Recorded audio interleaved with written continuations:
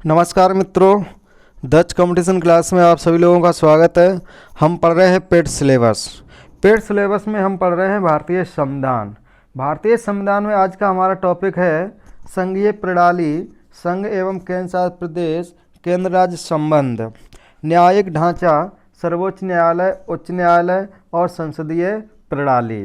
तो मित्रों, वीडियो के अंत तक बने रहें, बहुत ही इंटरेस्टिंग क्वेश्चन है आज के लिए। तो पहला क्वेश्चन है हमारा, संघ की कार्यपालिका शक्ति निहित है। ए ऑप्शन है प्रधानमंत्री में, बी ऑप्शन है राष्ट्रपति में, सी ऑप्शन है मंत्रिपरिषद में, डी है संसद में। तो इस प्रश्न का सही उत्तर होगा ऑप्शन नंबर बी, राष्ट्रपति में। संघ की सभी कार्यपालिका शक्तियां जो होती हैं वो राष्ट्रपति में निहित हैं।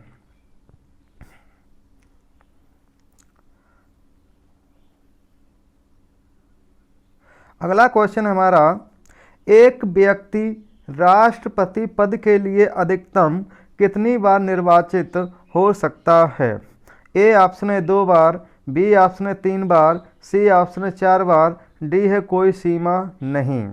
तो इस प्रश्न का सही उत्तर होगा ऑप्शन नंबर डी, कोई सीमा नहीं। भारत में कोई भी व्यक्ति राष्ट्रपति कितनी भी बार बन सकता है। अगला क्वेश्चन है, राष्ट्रपति के उम्मीदवार के लिए क्या आवश्यक नहीं है? ए ऑप्शन है आयु 35 वर्ष हो, बी ऑप्शन है पढ़ा लिखा हो, सी है सांसद चुने जाने की योग्यता रखता हो, डी है देश का नागरिक हो। तो इस प्रश्न का सही उत्तर होगा ऑप्शन नंबर बी, पढ़ा लिखा हो। राष्ट्रपति बनने के लिए ज़रूरी नहीं है कि व्यक्ति पढ़ा लिखा हो, जबकि उसकी आयु 35 वर्ष होनी चाहिए, वह भारत का नागरिक हो और लोकसभा में चुने जाने की योग्यता रखता हो।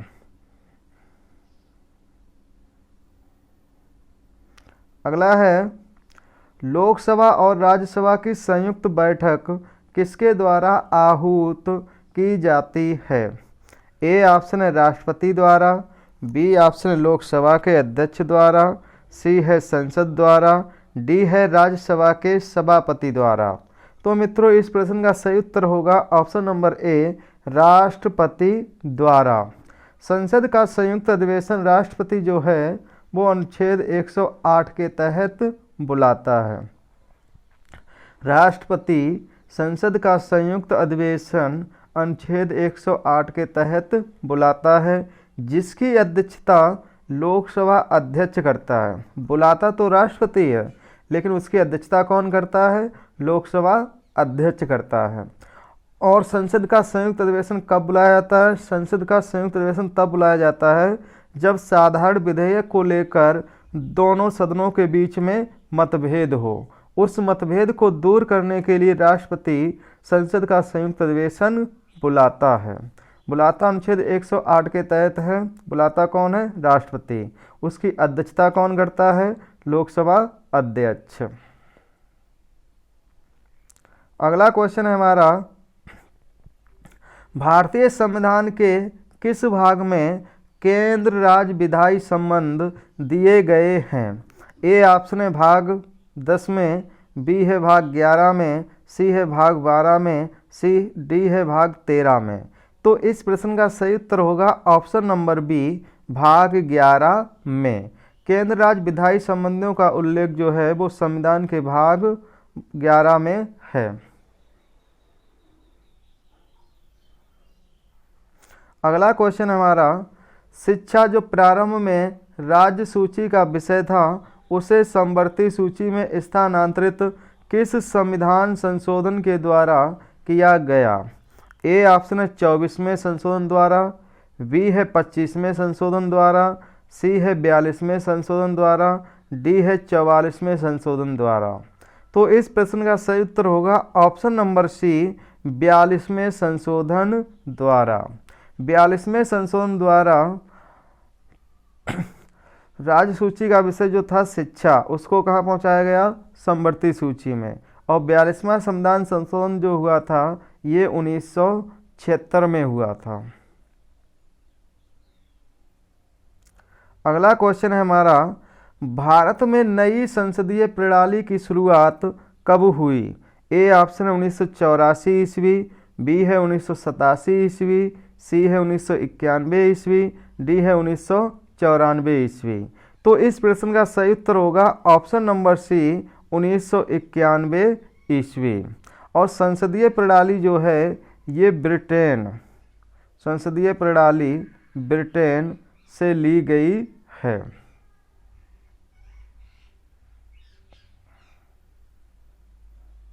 अगला क्वेश्चन है हमारा, निम्नलिखित में कौन स्थायी समिति है? ए ऑप्शन है प्राक्कलन समिति, बी है लोक लेखा समिति, सी है नियम समिति, डी है उपयुक्त सभी। तो इस प्रश्न का सही उत्तर होगा ऑप्शन नंबर डी उपयुक्त सभी। ये तीनों समितियां जो हैं ये स्थायी समितियां हैं।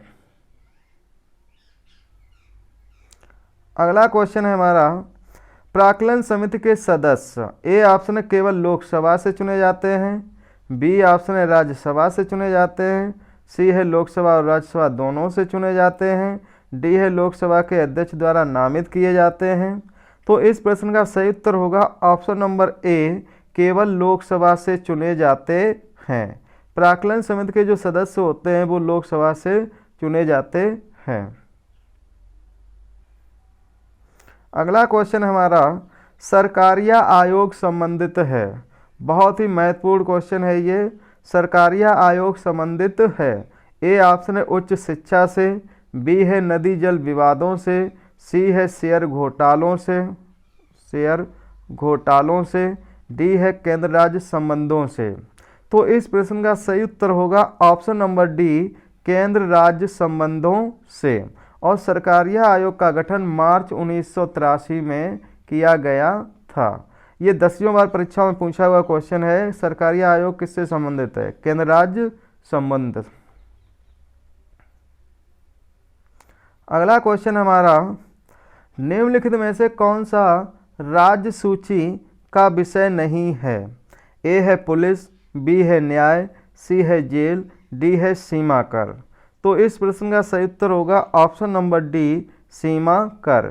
सीमा कर जो है ये राज्य सूची का विषय नहीं है, जबकि पुलिस, न्याय, जेल ये तीनों राज्य सूची के विषय हैं। अगला क्वेश्चन हमारा, केंद्र राज्य संबंधों पर वर्ष 1971 में राजमन्नार समिति का गठन किस राज्य के द्वारा किया गया था? ए है आंध्र प्रदेश, बी है केरल, सी है तमिलनाडु, डी है कर्नाटक। तो इस प्रश्न का सही उत्तर होगा ऑप्शन नंबर सी तमिलनाडु। कुछ आयोग एवं समितियां भी हैं, जैसे राजमन्नार समिति है, इसका गठन 1969 में किया गया था डीपी मन्नार के द्वारा। अगला है सरकारिया आयोग, इसका गठन 1983 में किया गया था रणजीत सिंह सरकारिया के द्वारा। अगला है प्रशासनिक सुधार आयोग, इसका गठन 1996 में किया गया था मोरारजी देसाई के द्वारा। अगला है शीतलवाड़ समिति, इसका गठन 1996 में किया गया था एमसी शीतलवाड़ के द्वारा। अगला है पुंछी आयोग, इसका गठन पुंछी आयोग का गठन 2007 में किया गया था मदन मोहन पुंछी के द्वारा। मित्रों, अगर ये वीडियो आपको पसंद आ रहा है तो वीडियो को लाइक कर दें। अगर आप हमारे चैनल पर नए हैं तो चैनल को सब्सक्राइब कर लें, कमेंट करें, अपने मित्रों को शेयर करें। अगला क्वेश्चन है हमारा, किस सूची में केंद्र व राज्य सरकारें दोनों कानून बना सकती हैं? ए ऑप्शन है संघ सूची, बी है राज्य सूची, सी है समवर्ती सूची, डी है इनमें से कोई नहीं। तो मित्रों, इस प्रश्न का सही उत्तर होगा ऑप्शन नंबर सी समवर्ती सूची। अगला क्वेश्चन है हमारा, रेडियो या दूरदर्शनों के विज्ञापनों पर कर कौन लगाता है? ए ऑप्शन है केंद्र सरकार, बी ऑप्शन है राज्य सरकार, सी ऑप्शन है केंद्र व राज्य सरकार दोनों, डी है कोई नहीं। तो मित्रों, इस प्रश्न का सही उत्तर होगा ऑप्शन नंबर बी राज्य सरकार। अगला क्वेश्चन है हमारा, पंचायती राज किसका विषय है? ए ऑप्शन है संघ सूची, बी है केंद्र सूची, सी है राज्य सूची, डी है इनमें से कोई नहीं। तो इस प्रश्न का सही उत्तर होगा ऑप्शन नंबर सी राज्य सूची। पंचायती राज विषय जो है ये राज्य सूची का विषय है। पंचायती राज पे हम एक अलग से वीडियो बनाएंगे। अगला क्वेश्चन है हमारा, भारत के संविधान में केंद्र और राज्यों के बीच की गई शक्तियों का विभाजन इनमें से किसमें उल्लिखित योजना का आधारित है? ए ऑप्शन है मार्लो मिंटो सुधार 1909, बी ऑप्शन है मॉन्टेग्यू चेम्सफोर्ड अधिनियम 1919, सी है भारत सरकार अधिनियम 1935, डी है भारतीय स्वतंत्रता अधिनियम 1947। तो इस प्रश्न का सही उत्तर होगा ऑप्शन नंबर सी, भारत सरकार अधिनियम 1935। अगला क्वेश्चन है हमारा, उच्चतम न्यायालय के अधिकार क्षेत्र को बढ़ाने का अधिकार किसके पास है? ए ऑप्शन है लोकसभा, बी ऑप्शन है राज्यसभा, सी है संसद, डी है राष्ट्रपति। तो इस प्रश्न का सही उत्तर होगा ऑप्शन नंबर सी, संसद। संसद किसी भी नए उच्च न्यायालय का गठन और सर्वोच्च न्यायालय का गठन कर सकती है और उच्चतम न्यायालय के न्यायाधीशों के वेतन भत्ते आदि में कटौती या बढ़ोतरी कर सकती है। अगला क्वेश्चन है हमारा, भारत के सर्वोच्च न्यायालय की स्थापना कब हुई थी? ए ऑप्शन है 26 जनवरी 1949, बी ऑप्शन है 26 जनवरी 1950, सी है 28 जनवरी 1950, डी है 1 जनवरी 1951। तो इस प्रश्न का सही उत्तर होगा ऑप्शन नंबर सी, 28 जनवरी 1950। अगला क्वेश्चन हमारा, सर्वोच्च न्यायालय के न्यायाधीशों की नियुक्ति किसके द्वारा की जाती है? ए ऑप्शन है राष्ट्रपति, बी ऑप्शन है प्रधानमंत्री, सी है राज्यपाल, डी है लोकसभा अध्यक्ष। तो इस प्रश्न का सही उत्तर होगा ऑप्शन नंबर ए, राष्ट्रपति। राष्ट्रपति जो है सर्वोच्च न्यायालय के मुख्य न्यायाधीश एवं अन्य न्यायाधीशों की नियुक्ति करता है। अगला क्वेश्चन है, किस अनुच्छेद के अंतर्गत सर्वोच्च न्यायालय की स्थापना एवं गठन संबंधी प्रावधान है? ए ऑप्शन है अनुच्छेद 124, बी है अनुच्छेद 127, सी है अनुच्छेद 214, डी है अनुच्छेद 219। तो इस प्रश्न का सही उत्तर होगा ऑप्शन नंबर ए, अनुच्छेद 124। अगला क्वेश्चन है हमारा, इलाहाबाद उच्च न्यायालय का गठन कब हुआ था? ए ऑप्शन 1801 ईस्वी, बी है 1866 ईस्वी, सी है 1912 ईस्वी, डी है 1947 ईस्वी। तो इस प्रश्न का सही उत्तर होगा ऑप्शन नंबर बी, 1866 ईस्वी।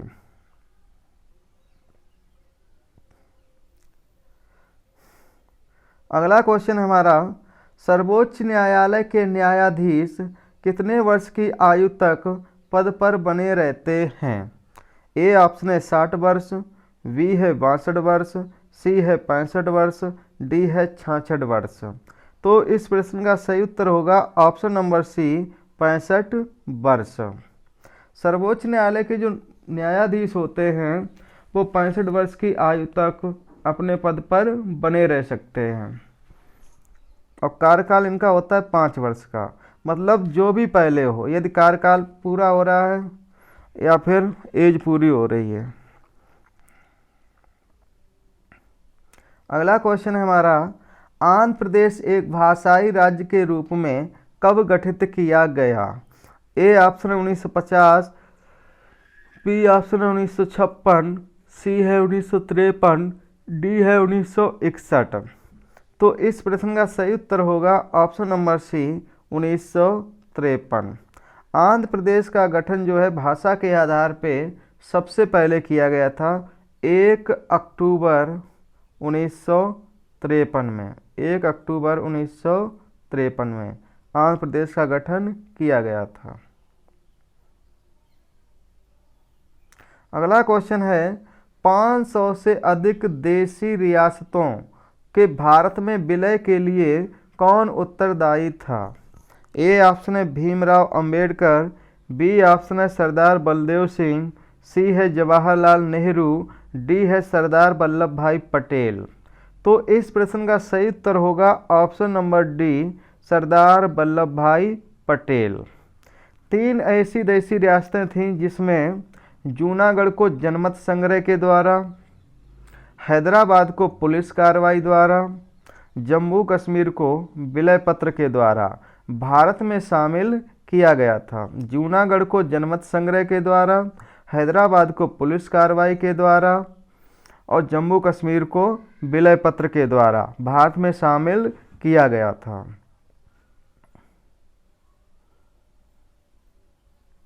अगला क्वेश्चन है हमारा, भाषा के आधार पर राज्यों का पुनर्गठन किस वर्ष में किया गया था? ए ऑप्शन 1956, बी है 1951, सी है 1952, डी है 1955। तो इस प्रश्न का सही उत्तर होगा ऑप्शन नंबर ए, 1956। राज्यों का पुनर्गठन जो था वो 1956 में किया गया था। अगला क्वेश्चन है हमारा, संविधान के प्रथम अनुच्छेद के अनुसार भारत है। ए ऑप्शन है राज्यों का समूह, बी है राज्यों का यूनियन, सी है राज्यों का फेडरेशन, डी है देशों का एक घर। तो इस प्रश्न का सही उत्तर होगा ऑप्शन नंबर बी, राज्यों का यूनियन या राज्यों का संघ। अगला क्वेश्चन है हमारा, सिक्किम भारत का 22वां राज्य बना। ए ऑप्शन है 40वें संशोधन द्वारा, बी है 39वें संशोधन द्वारा, सी है 36वें संशोधन द्वारा, डी है 38वें संशोधन द्वारा। तो इस प्रश्न का सही उत्तर होगा ऑप्शन नंबर सी, 36वें संशोधन द्वारा। अगला है हमारा, तेलंगाना राज्य का गठन किस वर्ष किया गया? ए ऑप्शन है 2011, बी है 1987, सी है 1999, डी है 2014। तो मित्रों इस प्रश्न का सही उत्तर होगा ऑप्शन नंबर डी, 2014। तेलंगाना राज्य का गठन जो है वो 2 जून 2014 को आंध्र प्रदेश से काटकर किया गया। 2 जून 2014 को। अगला क्वेश्चन है हमारा, भारतीय संविधान के किस भाग में संघीय न्यायपालिका का उल्लेख है? ए ऑप्शन है भाग 2, बी ऑप्शन है भाग 3, सी ऑप्शन है भाग 4, डी है भाग 5। तो इस प्रश्न का सही उत्तर होगा ऑप्शन नंबर डी, भाग 5। ऑप्शन नंबर डी, भाग 5।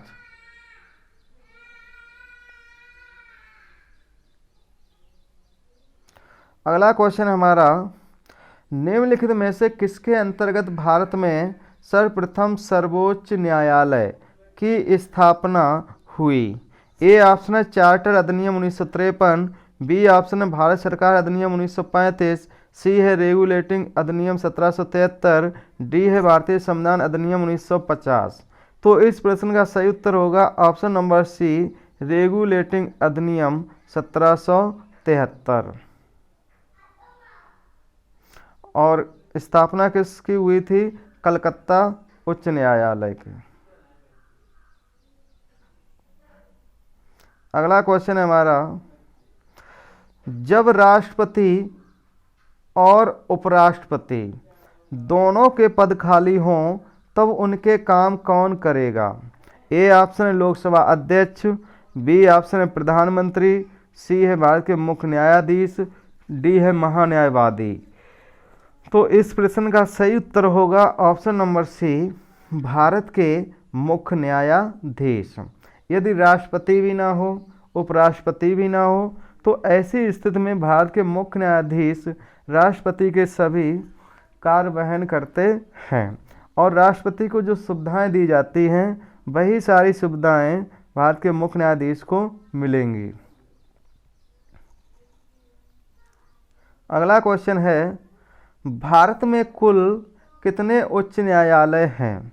ए ऑप्शन है 18, बी है 21, सी है 24, डी है 25। तो इस प्रश्न का सही उत्तर होगा ऑप्शन नंबर डी, 25। वर्तमान में भारत में कुल कितने उच्च न्यायालय हैं? 25।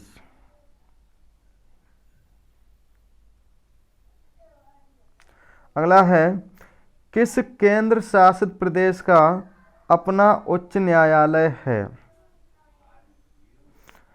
किस केंद्र शासित प्रदेश का अपना उच्च न्यायालय है?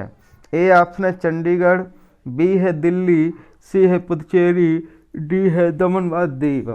तो इस प्रश्न का सही उत्तर होगा option number B, Delhi. Delhi एकमात्र ऐसा केंद्र शासित प्रदेश है जिसका अपना उच्च न्यायालय है। अगला है, उच्च न्यायालय के न्यायाधीशों के सेवानिवृत्ति की अधिकतम उम्र सीमा क्या है? उच्च न्यायालय, ए ऑप्शन है 65 वर्ष, बी है 62 वर्ष, सी है 60 वर्ष, डी है 58 वर्ष। तो इस प्रश्न का सही उत्तर होगा ऑप्शन नंबर बी, 62 वर्ष। अगला क्वेश्चन हमारा, भारत के वर्तमान में मुख्य न्यायाधीश कौन है? ए ऑप्शन है शरद अरविंद बोबड़े, बी है एन.वी. रमण, सी है रंजन गोगोई, डी है दीपक मिश्रा। तो इस प्रश्न का सही उत्तर होगा ऑप्शन नंबर बी, एन.वी. रमण। इससे पहले थे शरद अरविंद बोबड़े, लेकिन वर्तमान में है एन.वी. रमण या एन.वी. रमन्ना। शरद अरविंद बोबड़े जो थे ये 47 में थे और एन.वी. रमण जो हैं ये 48 में हैं। तो क्वेश्चन ऐसे भी पूछा जा सकता है कि भारत के वर्तमान में मुख्य न्यायाधीश किस क्रम के हैं? तो वो उत्तर होगा 48 में। अगला क्वेश्चन है, वर्तमान में इलाहाबाद उच्च न्यायालय के मुख्य न्यायाधीश कौन हैं? ए ऑप्शन है गोविंद माथुर, बी है राजीव कुमार, सी है आदेश कुमार गोयल, डी है संजय यादव। तो इस प्रश्न का सही उत्तर होगा option number D, Sanjay Yadav. Allahabad उच्च न्यायालय के मुख्य न्यायाधीश संजय यादव हैं।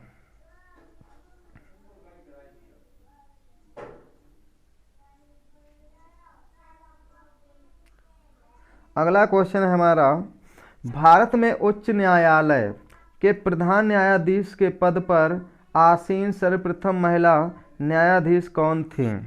ए ऑप्शन है एम फातिमा बीबी, बी है लीला सेठ, सी है कादम्बिनी गांगुली और डी है रेहाना खातून। तो इस प्रश्न का सही उत्तर होगा ऑप्शन नंबर बी, लीला सेठ। किसी उच्च न्यायालय में न्यायाधीश बनने वाली पहली महिला थी लीला सेठ। और सर्वोच्च न्यायालय में प्रथम महिला न्यायाधीश कौन थी? एम फातिमा बीबी। सर्वोच्च न्यायालय में एम फातिमा बीबी और उच्च न्यायालय में लीला सेठ।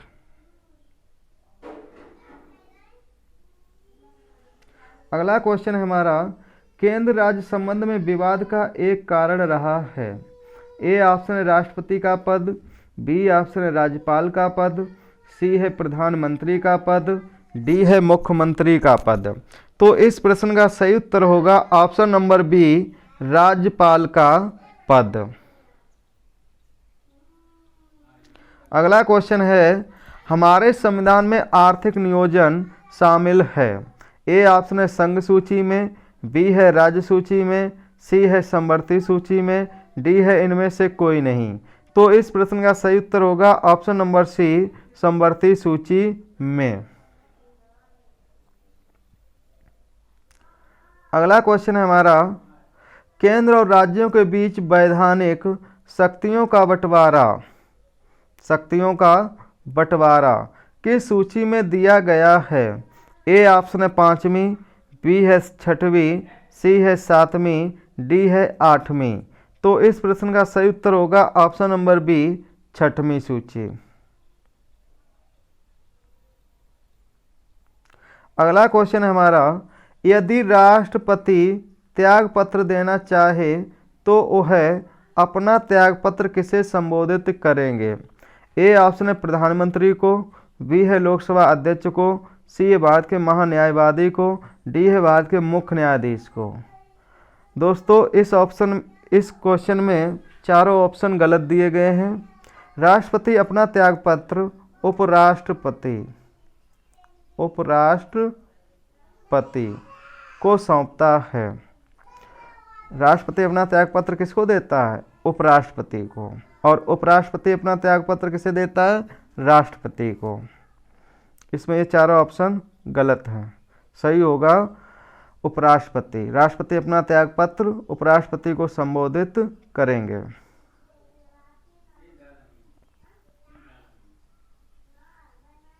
अगला क्वेश्चन है, निर्विरोध चुने जाने वाले एकमात्र भारतीय राष्ट्रपति कौन है?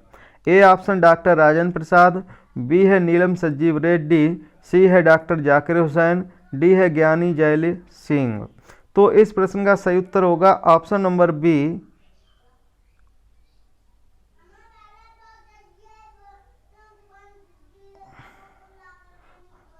Option number B Neelam Sanjiva Reddy.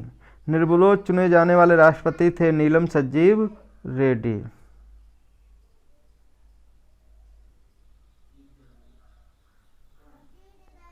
अगला क्वेश्चन है हमारा, राष्ट्रपति चुनाव संबंधी मामले किसके पास भेजे जाते हैं? ए ऑप्शन है चुनाव आयोग, बी है संसद, सी है उच्चतम न्यायालय, डी है उपराष्ट्रपति। तो इस प्रश्न का सही उत्तर होगा ऑप्शन नंबर सी, उच्चतम न्यायालय। और किस अनुच्छेद के तहत भेजे जाते हैं? अनुच्छेद 71 के तहत। अगला क्वेश्चन है, भारत के राष्ट्रपति को उसके पद से हटाया जा सकता है। ए ऑप्शन है संसद द्वारा, बी है लोकसभा के द्वारा, सी है भारत के प्रधानमंत्री द्वारा, डी है भारत के मुख्य न्यायाधीश द्वारा। तो भारत के राष्ट्रपति को हटाने के लिए उसके ऊपर अनुच्छेद 61 के तहत महाभियोग लाया जाता है, जो संसद के किसी भी सदन में लाया जा सकता है। जो संसद के किसी भी सदन में लाया जा सकता है, या तो पहले लोकसभा में लाया जा सकता है या राज्यसभा में। जब एक सदन से प्रस्ताव पारित हो जाता है तो दूसरे सदन में भेजा जाता है, और जब वहाँ से भी पारित हो जाता है तो उसके बाद में राष्ट्रपति को अपना पद छोड़ना पड़ता है। और राष्ट्रपति पर महाभियोग लाने से पहले राष्ट्रपति को इसकी सूचना 14 दिन पहले देना अनिवार्य होता है। अगला क्वेश्चन है, भारत के राष्ट्रपति को ये अधिकार प्राप्त नहीं है कि वह ए ऑप्शन है अध्यादेश जारी कर, बी ऑप्शन है आपातकाल की घोषणा करे, सी है न्यायालय के न्यायाधीश को हटाए, डी है क्षमा प्रदान करे। तो भारत के राष्ट्रपति को ये अधिकार नहीं दिया गया है कि वह न्यायालय के न्यायाधीशों को हटाए। ऑप्शन नंबर सी सही है। राष्ट्रपति अध्यादेश भी जारी कर सकता है। कब करता है? जब दोनों सदन सत्र में ना हो। अनुच्छेद 123 के तहत राष्ट्रपति अध्यादेश जारी किस अनुच्छेद के तहत करता है? 123 के तहत। और आपातकाल की घोषणा कब करता है? राष्ट्रपति 3 प्रकार की राष्ट्रीय आपात की घोषणा कर सकता है। राष्ट्रीय आपात जो है वो अनुच्छेद 352 के तहत लगाया जाता है, और राज्यों में राष्ट्रपति शासन 356 के तहत लगाया जाता है, और वित्तीय आपात 360 के तहत लगाया जाता है। भारत में अभी तक कभी भी वित्तीय आपात नहीं लगा है। और क्षमादान प्रदान कर सकता है अनुच्छेद 72 के तहत। तो राष्ट्रपति अध्यादेश जारी किस अनुच्छेद के तहत करता है? 123 के तहत। और राष्ट्रीय आपात की घोषणा किस अनुच्छेद के तहत करता है? 352 के तहत। और राज्यों में राष्ट्रपति शासन किस अनुच्छेद के तहत लगाया जाता है? 356 के तहत। और वित्तीय आपात की घोषणा किस अनुच्छेद के तहत कर सकता है? 360 के तहत। लेकिन भारत में अभी तक एक भी बार वित्तीय आपात नहीं लगाया गया है। और क्षमादान किस अनुच्छेद के तहत कर सकता है? 72 के तहत।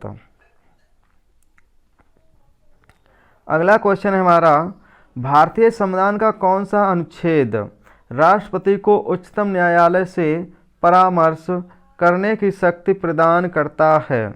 ए ऑप्शन अनुच्छेद 132, बी अनुच्छेद 61, सी अनुच्छेद 143, डी अनुच्छेद 78। तो इस प्रश्न का सही उत्तर होगा ऑप्शन नंबर सी अनुच्छेद 143। राष्ट्रपति उच्चतम न्यायालय से अनुच्छेद 143 के तहत परामर्श करता है और राष्ट्रपति प्रधानमंत्री से अनुच्छेद 78 के तहत जानकारी प्राप्त कर सकता है। अगला है हमारा अध्यादेश जारी करने का अधिकार राष्ट्रपति का कौन सा अधिकार है? ए ऑप्शन है प्रशासनिक, बी है विधायी, सी है विवेकीय, डी है न्यायी। तो इस प्रश्न का सही उत्तर होगा ऑप्शन नंबर बी विधायी। और राष्ट्रपति किस अनुच्छेद के तहत अध्यादेश जारी करता है? 123 के तहत। और जारी कब करता है? जब दोनों सदन सत्र में ना हो तब। अगला क्वेश्चन है हमारा राष्ट्रपति द्वारा जारी एक अध्यादेश संसद के सत्र शुरू होने के बाद कितने समय तक रखा जाना आवश्यक है? ए ऑप्शन है 1 माह, बी है 6 सप्ताह, सी है 3 माह, डी है 6 माह। तो इस प्रश्न का सही उत्तर होगा ऑप्शन नंबर बी 6 सप्ताह। अगला क्वेश्चन है हमारा राष्ट्रपति द्वारा संसद के दोनों सदनों के लिए कुल कितने सदस्यों को नामित किया जा सकता है? ए ऑप्शन है 14, बी है 16, सी है 10, डी है 12। तो इस प्रश्न का सही उत्तर होगा ऑप्शन नंबर ए 14। राष्ट्रपति राज्यसभा में 12, लोकसभा में 2 सदस्यों को मनोनीत करता है।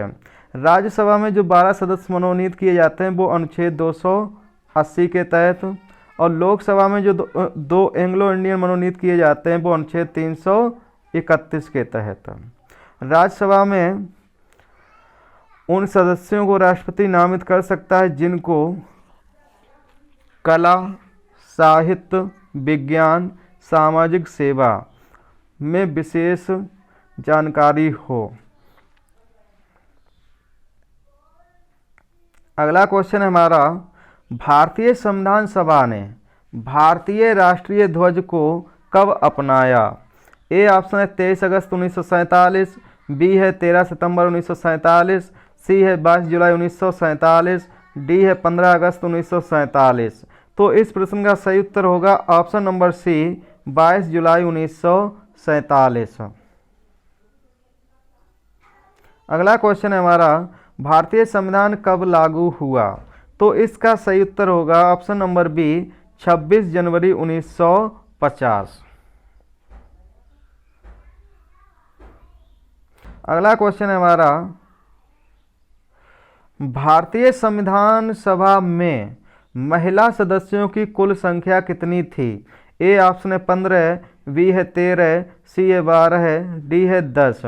तो इस प्रश्न का सही उत्तर होगा option number A 15। Option number A 15। अगला क्वेश्चन है हमारा भारत का संविधान मान्यता प्रदान करता है। ए ऑप्शन है केवल धार्मिक अल्पसंख्यकों को, बी है केवल भाषाई अल्पसंख्यकों को, सी है धार्मिक एवं भाषाई अल्पसंख्यकों को, डी है धार्मिक भाषाई एवं निर्जातीय अल्पसंख्यकों को। तो इस प्रश्न का सही उत्तर होगा ऑप्शन नंबर सी धार्मिक एवं भाषाई अल्पसंख्यकों को। अगला क्वेश्चन हमारा संविधान सभा के स्थायी अध्यक्ष कौन थे? ए ऑप्शन है बी एन राव, बी है भीमराव अंबेडकर, सी है सच्चिदानंद सिन्हा, डी है डॉक्टर राजेंद्र प्रसाद। तो संविधान सभा के स्थायी अध्यक्ष जो थे वो थे डॉक्टर राजेंद्र प्रसाद, और अस्थाई अध्यक्ष अगर पूछे जाएं तो वो थे सच्चिदानंद सिन्हा। अस्थाई पूछे जाएं तो सच्चिदानंद सिन्हा, और स्थाई पूछे जाएं तो डॉक्टर राजेंद्र प्रसाद। दोस्तों अगर ये जानकारी आपको अच्छी लग रही है, वीडियो अच्छा लग रहा है तो वीडियो को लाइक कर दें। अगर आप हमारे चैनल पर नए हैं तो चैनल को सब्सक्राइब कर लें और कमेंट करें, अपने दोस्तों को शेयर करें।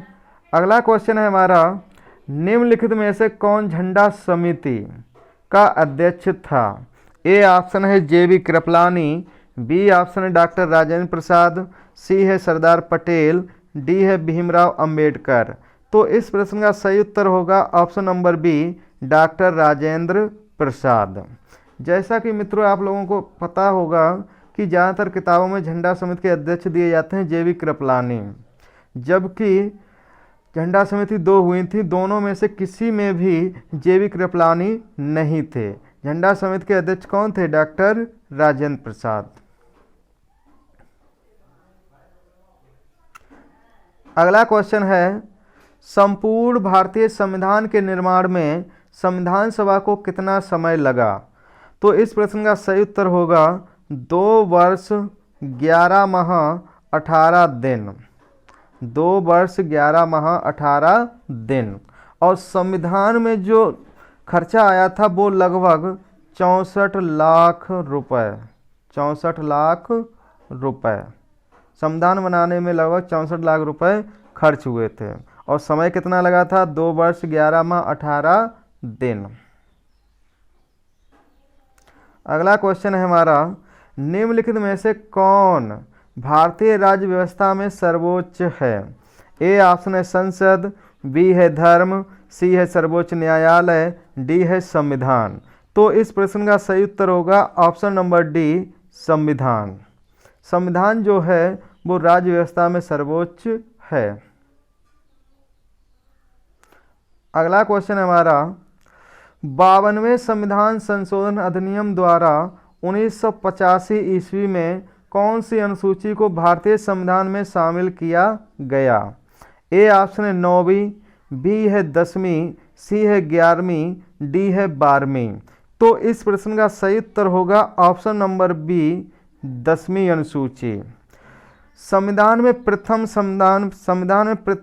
संशोधन द्वारा जो किया गया था 1951 में, तब जोड़ी गई थी 9वीं अनुसूची। और 9वीं अनुसूची का संबंध है भूमि सुधार अधिनियम से। 10वीं अनुसूची जोड़ी गई थी 52वें संविधान संशोधन अधिनियम 1985 के द्वारा, जो संबंधित है दल बदल कानून से। 11वीं अनुसूची और 12वीं अनुसूची ये दोनों जोड़ी गई थी 73वें संशोधन के द्वारा, और 12वीं जोड़ी गई थी 74वें संशोधन के द्वारा। और दोनों कब जोड़ी गई थी? 1992। लेकिन कहीं कहीं किताबों में 1993 भी दिया जाता है, तो दोनों सही हैं। 11वीं अनुसूची जोड़ी गई थी 73वें संविधान संशोधन अधिनियम 1992 के द्वारा। 12वीं अनुसूची जोड़ी गई थी 74वें संविधान संशोधन अधिनियम 1992 के द्वारा। 11वीं अनुसूची जो है ये पंचायती राज व्यवस्था से संबंधित है, और 12वीं अनुसूची जो है ये नगर पालिका से संबंधित है। अगला क्वेश्चन हमारा, राज्यसभा की बैठकों का सभापतित्व कौन करता है? ए ऑप्शन है उपराष्ट्रपति, बी है राष्ट्रपति, सी है लोकसभा अध्यक्ष, डी है प्रधानमंत्री। तो इस प्रश्न का सही उत्तर होगा ऑप्शन नंबर ए, उपराष्ट्रपति। और उपराष्ट्रपति जो होता है ये राज्यसभा का पदेन सभापति भी होता है। अगला क्वेश्चन है हमारा, भारत के उपराष्ट्रपति के पद पर लगातार 2 बार कौन रहा था? ए ऑप्शन है डॉक्टर शंकर दयाल शर्मा, बी है बीवी गिरी, सी है डॉक्टर एस राधाकृष्णन, डी है आर वेंकट रमण। तो इस प्रश्न का सही उत्तर होगा option number C, doctor S Radhakrishnan, यानी कि डॉक्टर सर्वपल्ली राधाकृष्णन। और क्वेश्चन ऐसे भी पूछा जाता है कि भारत के प्रथम उपराष्ट्रपति कौन थे? तो भी उत्तर यही होगा डॉक्टर सर्वपल्ली राधाकृष्णन। और भारत के प्रथम राष्ट्रपति पूछे जाएं तो डॉक्टर राजेंद्र प्रसाद। भारत के प्रथम राष्ट्रपति डॉक्टर राजेंद्र प्रसाद। और उपराष्ट्रपति पूछे जाएं तो डॉक्टर सर्वपल्ली राधाकृष्णन। अगला क्वेश्चन है हमारा, उपराष्ट्रपति का निर्वाचन किसके द्वारा होता है? ए ऑप्शन है संसद, बी है जनता, सी है राष्ट्रपति, डी है मंत्रिमंडल। तो इस प्रश्न का सही उत्तर होगा ऑप्शन नंबर ए, संसद। ऑप्शन नंबर ए, संसद। अगला क्वेश्चन है, राष्ट्रपति के त्याग पत्र की सूचना उपराष्ट्रपति किसको देता है? ए ऑप्शन है प्रधानमंत्री को, बी है भारत के मुख्य न्यायाधीश को, सी है लोकसभा अध्यक्ष को, डी है भारत के महान्यायवादी को। तो इस प्रश्न का सही उत्तर होगा ऑप्शन नंबर सी, लोकसभा अध्यक्ष को। राष्ट्रपति अपना त्यागपत्र उपराष्ट्रपति को देता है और उपराष्ट्रपति इसकी सूचना तत्काल लोकसभा अध्यक्ष को देता है। ऑप्शन नंबर सी सही है। अगला क्वेश्चन है हमारा, अंडमान एवं निकोबार द्वीप समूह किस उच्च न्यायालय के क्षेत्राधिकार के अंतर्गत आते हैं? ए ऑप्शन कलकत्ता उच्च न्यायालय, बी है मद्रास उच्च न्यायालय, सी है दिल्ली उच्च न्यायालय, डी है तेलंगाना उच्च न्यायालय। तो इस प्रश्न का सही उत्तर होगा ऑप्शन नंबर ए, कलकत्ता उच्च न्यायालय। अगला क्वेश्चन है हमारा, भारतीय संविधान में किस अनुच्छेद के अंतर्गत किसी राज्य में राष्ट्रपति शासन लागू किया जा सकता है? ए ऑप्शन अनुच्छेद 352, बी है अनुच्छेद 356, सी अनुच्छेद 355, डी अनुच्छेद 360। तो राष्ट्रपति शासन जो होता है वो राज्यों में अनुच्छेद 356 के तहत लगाया जाता है और राष्ट्रीय आपात अनुच्छेद 352 के तहत लगाया जाता है और वित्तीय आपात अनुच्छेद 360 के तहत लगाया जाता है। अगला क्वेश्चन है हमारा, भारत के उपराष्ट्रपति को पद से हटाने संबंधी प्रस्ताव संसद के किस सदन में लाया जा सकता है? ए ऑप्शन है केवल राज्यसभा में, बी ऑप्शन है केवल लोकसभा में, सी है राष्ट्रपति के द्वारा, डी है इनमें से कोई नहीं। तो इस प्रश्न का सही उत्तर होगा ऑप्शन नंबर ए, केवल राज्यसभा में। ऑप्शन नंबर ए, केवल राज्यसभा में। मित्रों कमेंट करके ज़रूर बताएं ये वीडियो आपको कैसा लगा है। अगर ये वीडियो आपको अच्छा लगा है तो वीडियो को लाइक करें, अपने मित्रों को शेयर करें। अगर आप हमारे चैनल पर नए हैं तो चैनल को सब्सक्राइब कर लें। Thank you.